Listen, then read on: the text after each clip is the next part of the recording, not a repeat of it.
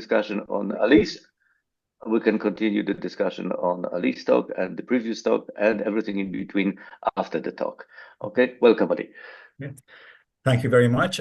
It's very difficult always to follow Angus MacIntyre in any context of the sort we're at. I'm very pleased, of course, to be speaking in front of this distinguished audience. I'm honored to be asked to talk. And I owe a special note of thanks to Sue Schmerl, who assiduously assisted me in acquiring some pictures of Jim that were very hard to find except through the path that only Sue knew. The picture you're seeing on this page is one of them, and then there's one on the next page. There will be another picture of Jim on the very last page, which is actually from my own archive, but I thought would provide the right kind of context because we're going to go back to well, the thesis was written in 1971. Of course, the work was done in the 60s. And what I'll do in this half an hour or so is to first give you an idea of the context of the thesis, the concepts involved in the thesis. Then I'll be talking about some papers that Jim extracted from the thesis that were published and their repercussions and their reflections on other people's work, including my own at the very end. And at the end of the talk, before I show the last picture, I'll have a synopsis of what at least I can see looking at the thesis and Jim's later work. So here we go. Jim's thesis. This is the title of his thesis on kappa-like models for inaccessible kappa, written at University of California, Berkeley, under the supervision of Robert Vaught, that you all know very well. So here's Jim, sometime in the 1970s.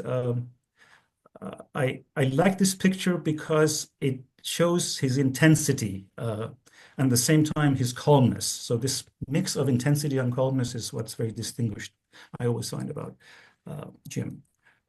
Here's a little picture of Vaught.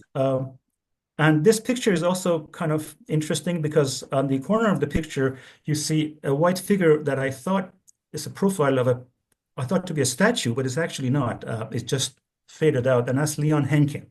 So it makes the picture kind of rather unique.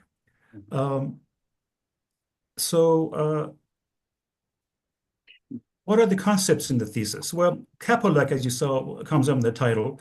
But besides kappa-like, a key notion that goes throughout the paper is that has had long-term consequences is a notion that Azriel Levy called hyper-inaccessible of type N, a large cardinal notion that these days we know as N-malo. So we're going to be hearing me talking about N-malo cardinals, which I'll define in a moment. Now, what about kappa-like? Well, kappa-like, people who work in models of arithmetic work with this notion day and night, but just to be definite, a linear ordering is said to be kappa-like, where kappa is an infinite cardinal, if the whole order is of the universe of discourse of the order is of size kappa, but every time you look at a proper initial segment of the ordering, you get something of cardinality less than kappa. So the usual ordering on cardinals is obviously has this property, cardinals as in set theory. Just for a moment, just thinking through this, if kappa was Aleph 0, then there's really only one up to isomorphism Aleph 0-like ordering, which is just the natural numbers. But for Aleph 1, already you get tons, and in general, you get many by the time you get past Aleph 0. Now, this notion leads to a kappa-like structure. A kappa-like structure then is a structure which could have all kinds of other operations and relations, but somewhere in the vocabulary of the structure is a distinguished linear order, and you want that linear order to be kappa-like. So hence we talk about kappa-like structures. Now, Furkan, back in 1964, and Gebhard Furkan, by the way, was another student of Robert Vaught, related the model theory of kappa-like structures to the model theory of first-order logic augmented with the counting quantifier. Here I've written Q sub kappa expressing there exists kappa many. So I'll say more about this connection between kappa-like and counting quantifiers in the next slide, but at least that gives you an idea why kappa-like structures became of importance. Now back to n-malo cardinals, just a quick definition. So 0 malo basically means the cardinal is inaccessible, it's strongly inaccessible. And then inductively, one defines alpha plus 1 malo to mean that the collection of cardinals below kappa such that the lambda is alpha malo, so the collection of alpha malos must be stationary, i.e. meets every closed unbounded subset of kappa. So 1 malo means what we ordinarily call malo in set theory, 1 malo. And then 0 malo, as I said, was inaccessible. And then for limit, we just do the obvious thing. You say kappa is alpha malo. It means that for all beta less than alpha, kappa is beta malo. Now, they line up very nicely. 0 malo is much smaller than 1 malo. That's much smaller than 2 malo. And this continues all the way, of course, past what you're seeing here, omega plus 1 malo. What happens is that something that is not obvious model theoretically happens for basically all these cardinals up to omega malo. So you're not going to hear me talk about anything bigger than omega malo for the rest of the talk. All the interesting results are going to be either about n malos for specific natural number n or omega malo. Oh yes, and weakly compact cardinals are kappa malo. So they come at the end of this list of 0 malo, 1 malo, 2 malo, so that you could cap that at the end by weakly compact. Okay, so we have this idea of transfer that connects kappa-like models of for different kappas, or if you wish, the transfer between models where the quantifier that expresses their kappa many is connected to the quantifier that says they're lambda many. So I'm going to just focus on the kappa-like formulation. So this arrow notation, I'm going to call it arrow, but this is not the Erdős arrow. This is just, it means transfer. So we write kappa arrows lambda as an abbreviation for every countable theory with a distinguished ordering less than. If that theory has a kappa-like model, then it has a lambda-like model. This is the equivalent, if you translate it back into the language of generalized quantifiers, that the set of valid sentences in the lambda interpretation forms a subset of the valid sentences in the kappa interpretation, valid meaning true in all models. The question for which pairs of cardinals kappa lambda does kappa arrow lambda hold essentially goes back to Mostovsky in 1957. He asked the question in the guise of cardinality quantifiers. And as I mentioned earlier, Fuken realized that cardinality quantifiers, their model theory is essentially the model theory of kappa-like structures. One of the first and probably the first important theorem when it comes to this arrow notation, this transfer relation, was proved by Watt in 1962. This appears in his joint work with Morley. They have a big paper. Kappa arrows Aleph1 for every uncountable regular kappa. This result basically led to some cousin results. For example, the nice axiomatizability by Kiesler of the quantifier. There are at least Aleph1 many and other related work. And then Furken in 65 noticed that the McDowell-Specker theorem, which was proved a few years earlier in 59, can be used readily, just really a shoe-in a way, to imply that Aleph 0 arrows lambda for all lambda. So the McDowell-Specker theorem, for those of you who are not MOPA participants, says that every model of piano arithmetic has an elementary end extension. It's one of the central results of the field. And then Helling, Martin Helling, who was another student of Watt, proved that if kappa is weakly compact and lambda is arbitrary, then kappa arrows lambda. There are a number of such transfer theorems that were proved in this period that I will, because of time limitations, did not list here. I just want to say in words that, for example, one has a theorem by Kiesler, which on singular-like models.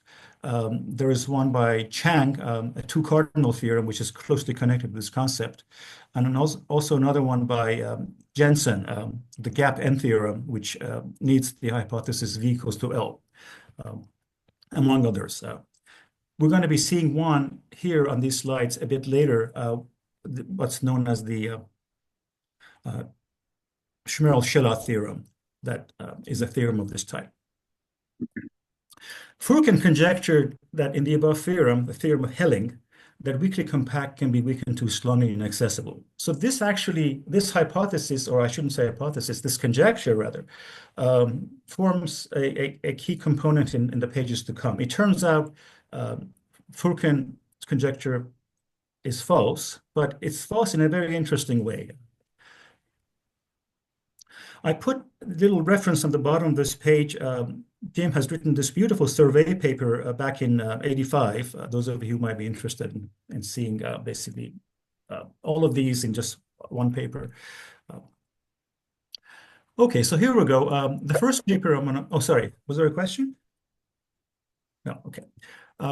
The first paper I'll be focusing on is on infinite combinatorics. In some sense, all of the papers are infinite combinatorics, but this one is the first one I'm going to talk about. It's in 74.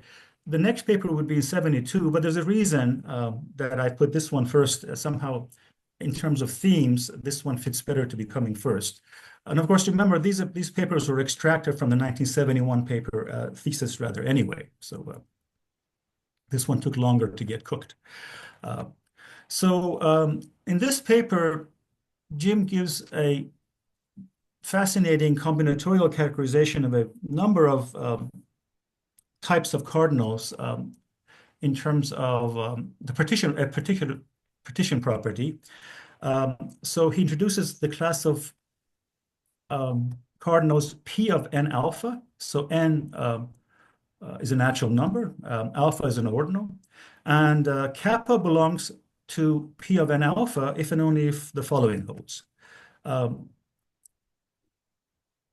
If for each lambda less than kappa, you have a coloring C sub gamma of the n element subsystem kappa into less than kappa parts, then there is a subset of kappa of order type alpha. So this alpha is this alpha in P of n alpha, and this n was this n number of elements that you pick, such that for each gamma in the homogeneous set, well, this X happens to be homogeneous, but homogeneous in the following sense: if you take X and take away all the elements which are less than or equal to gamma, which is this here, so a tail of X determined by basically gamma is homogeneous for the coloring C sub gamma. So it's a Ramsey type theorem about a family of colorings. And Jim gave the classification of basically what fits in what box, what cardinals go into which P of n alphas for almost all n and alpha. This almost all was settled, as you'll see in a paper that I'll have in the next page. But let me just give you some sample results. So for example, strong limit cardinals are exactly the ones in P of n plus 2, n plus 4. So these are, as you see, both finite ordinals, which is very interesting. And then strongly inaccessible is P of 2, 5. It's a very, I want to say, Kabbalistic theorem. You're just connecting these large cardinal notions to concrete numbers. Kappa is in P of n plus 2, n plus 5, if and only if kappa is n malo. And kappa is n plus 1 kappa. So this is the only one on this list that the second coordinate is actually not finite, if and only if kappa is weakly compact. So in terms of reflections and repercussions, this is this page. In '87, a paper appeared by a distinguished list of authors, Heinel, Kanamori, and Scheller, on regressive partition relations with a very short sweet abstract. This is what the abstract says. The regressive partition relation, which turns out to be important in incompleteness phenomena, is completely characterized in the transfinite case. This work is related to Schmerl's work, whose characterization we complete. So on the previous page, I had said almost all, and this is pretty much where the remaining cases were settled. A quick word, by the way, about this incompleteness phenomena and regressive partition relations, especially because Ken McAloon is also present. So in the case of piano arithmetic, after Paris and Harrington found their incompleteness phenomena in terms of their version of Ramsey's theorem, Ken McAloon and Aki Kanamori came up with another statement about finite combinatorics, which deals with the regressive partition relations, basically, a regressive version of Ramsey's theorem that is equivalent to Paris-Harrington, but is more transparent and also easier to prove its independence. So also, incompleteness comes up on a slide that's going to be coming up soon in connection with Friedman's work, but that one is about Borel-Ramsey, and that Borel-Ramsey connects up with infinite combinatorics. So that's why this incompleteness phenomena actually is larger than one might think. Here I have a quick statement of what is proved in this paper by Heinel, Kanamori, and Shala. It's basically, as you see, a Ramsey-type theorem using the notation X arrows gamma super K is a natural number, it's not a kappa, and this is reg for regressive. So this is just like the ordinary Erdős notation, except that you're looking at colorings of K, unordered K tuples, with the property that they're regressive in the sense that f of alpha 1 through alpha n should be less than alpha 1, where alpha 1 is the least element of this list. And the paper proves the main theorem of the paper that, according to the authors, owes its formulation actually to Jim, is the following: X arrows gamma super n plus 3 sub reg for regressive, if and only if either X intersection kappa is unbounded in kappa for some n plus 1 molocardinal, kappa greater than gamma. Again, as you see, n molocardinals are appearing in the scene. Or else X intersection gamma is unbounded in gamma for some weakly compact gamma. Again, here gamma equals to aleph 0 is allowed, which is kind of reminiscent of what I was mentioning earlier about McDowell-Spicker somehow being somewhere in the background when it comes to the gamma equals to aleph 0 case. Okay, now this is another paper, the second paper I'll be talking about on n molocardinals. Before that, let me take a quick look at the time. Okay. Roman, could you remind me what time I should finish? I have a clock in front of me. Well, you have 11 minutes, but if you go a little bit over time, no one will complain. Okay, no worries. I think I'll be able to. Oh, I will not complain. Okay, no worries. Okay, so Jim wrote this other paper, an elementary sentence which has ordered models. This paper actually came up with a surprising result, which I can summarize this way. First order logic, of course, we know has Lowenheim-Skolem theorem, so it cannot tell the difference between various infinite cardinals. But if you look at logic with the cardinality quantifier kappa for various kappas, it turns out already at the level of n molo, they can detect, meaning these quantifiers can detect something special is happening for particularly what I would call small large cardinals in the n molo category. And I'll make that very specific in a moment. The paper develops intricate combinatorial properties of n molo cardinals, which are then used to establish a general theorem from which the following can be easily derived.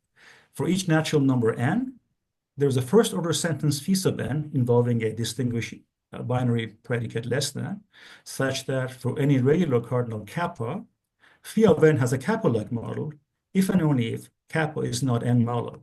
Now, this immediately not only shows that Furkan's conjecture is false. Remember, Furkan's conjecture was that inaccessible already arrows lambda for all lambda. But this also shows that 1 modulo doesn't do it, 2 modulo doesn't do it, 3 modulo doesn't do it, n modulo doesn't do it for any fixed n. So this came as a I would imagine a complete surprise, and I was not at that point yet grown up to know how the reaction was, but I can just imagine that the reaction was one of unexpectedness. And in terms of the feedback on this paper, in terms of what other work followed from it, Friedman already in 81 used Jim's result in the following way. He proved a Ramsey-Borel theorem, whose statement I will not include here, whose hypothesis was ZFC plus there's a kappa that is omega modulo. And then Friedman used this result of Jim on the previous slide to show that for no natural number n, can you weaken omega modulo to n modulo, even if you assume v equals to L. Now, what's interesting about the v equals to L being added is that in terms of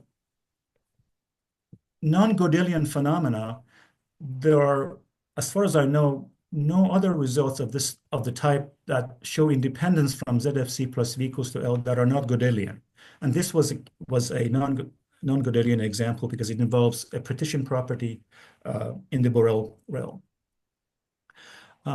Another paper, which has a very special place in my heart, is by Matt Kaufman. This paper, in a way, was the liaison to Jim for me. I hadn't met him at that point, but I learned about Jim's work in this paper. But also, this paper galvanized, in a way, my work as a graduate student, and it helped me finish my PhD thesis, because at that point, somehow it was just the right boost to come. Here you're seeing a picture of Matt in the same year that his paper appeared. This is in a baseball stadium in Chicago. And let me add a little tidbit. In the above paper, Matt proved a number of striking results about models of set theory. He used one of them to give the soft proof of the main result of Jim's paper, the one on the previous page. Matt communicated this new proof to Jim, and then Matt was informed by Jim that Jack Silver, in his unpublished work, had come up with pretty much the same proof. The proof does appear in Matt's paper, by the way, and it makes a very complex combinatorial situation somehow become extremely perspicuous in terms of models of set theory.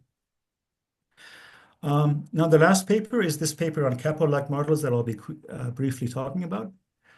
This is a paper that was jointly authored by Saron Shala. All these years, I thought that Jim and Saron worked on this paper together and came up with the results. But then an email I received from Jim last week indicated that they had independently found results pretty much which were close to each other. And then they decided to publish the paper as a joint paper. So it's added more history to the subject. So in this paper, they show that if you have a theory that has a property that if the theory has an n modulo-like model for each separate n in a natural number. So if it has a 1 modulo-like model, it has a 2 modulo-like model. So these are basically infinitely many statements. Then for each lambda greater than the cardinality of t plus L of 0, there's a lambda model of t. So it shows that if you think about transfer, omega modulo arrows lambda, but I should read that as transfer. Remember, there was a theorem of Hilling on one of my first slides, in which weakly compact was sitting where omega modulo is sitting. So this was, again, must have been coming as a surprise, because omega modulos and n modulos had not really been that important in somehow model theory up to this point.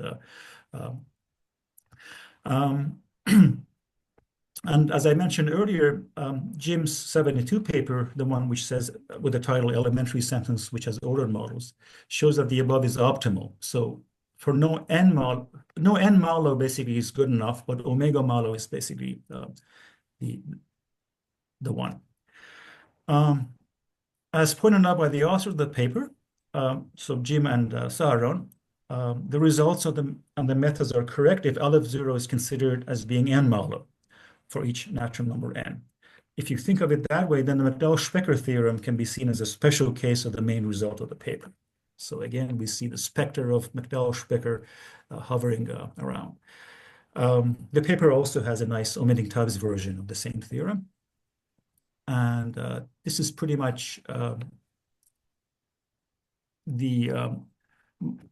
my last slide, and then the next one is just a picture.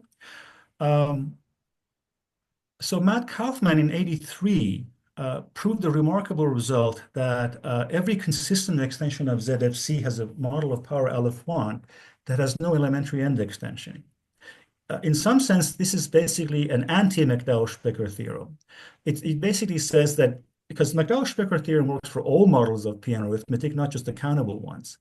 And so this shows that even if you add all kinds of fancy large cardinal axioms to ZFC, you still will meet a dead end.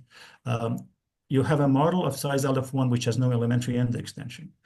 Recently, by the way, just last year, I had been working on improving this conclusion to not only dropping the C here at the axiom of choice, but also this no elementary end extension to be weakened to there is no end extension satisfying ZF. And so that happens to be also true, but it took a long time for that to come through. It's in a preprint that I put on arXiv. It's not published yet.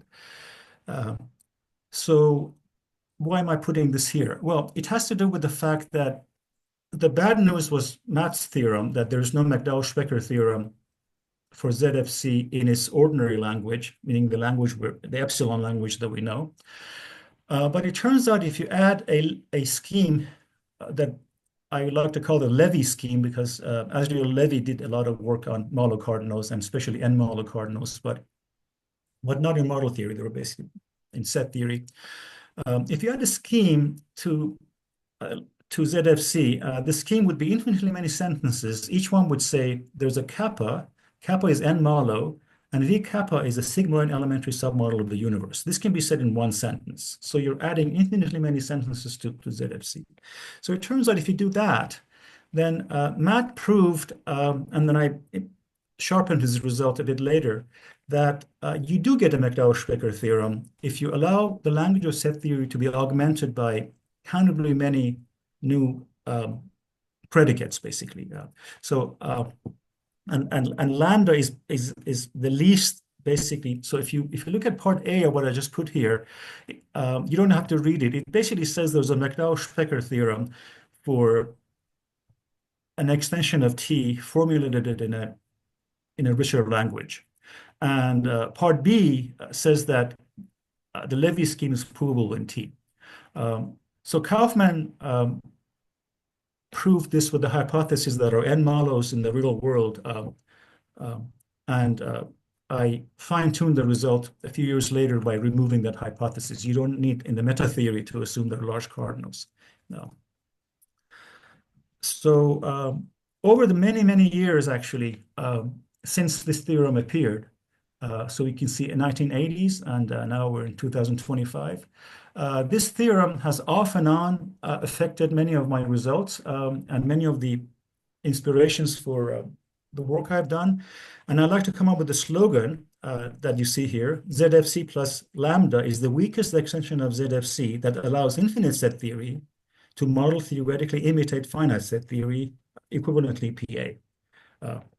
So it can be done. And I just wanted to just quickly list two papers here of mine on the bottom. One has to do with automorphisms of models of set theory and elementary end extensions and their connection with malo cardinals that, in a way, that give some meat to the slogan, how the behavior of automorphisms, once you add these malo cardinal hypotheses, mimics PA. And another more recent one were the behavior of indiscernibles in set theory, mimics the behavior of indiscernibles in the piano arithmetic context. Okay, so this is the end of my slides, and I would like to finish with, oh, I lied. I said there was a picture, but we have a synopsis. I'll sprint through this, but I would say this is the dessert on my talk. So just bear with me for 1 minute. The following elements are visible in Jim's 1971 dissertation, and they've been pervasive in his far-ranging mathematical work ever since. Okay. First of all, identification of combinatorial core of model theoretic phenomena. The latest example of this is a paper that Jim wrote back in 2019, where he uses graph theory to reformulate a theorem about satisfaction classes that surprised all of us, basically. That's the last thing we expected. Development of model theory of generalized quantifiers, including Ramsey quantifiers, hyper-Ramsey quantifiers, and the stationary quantifier. Ramsey quantifiers, by the way, in the context of arithmetic, were introduced by no other person than Angus MacIntyre, who wrote a beautiful paper on the subject, and then Jim and Steve Simpson wrote a paper as a follow-up.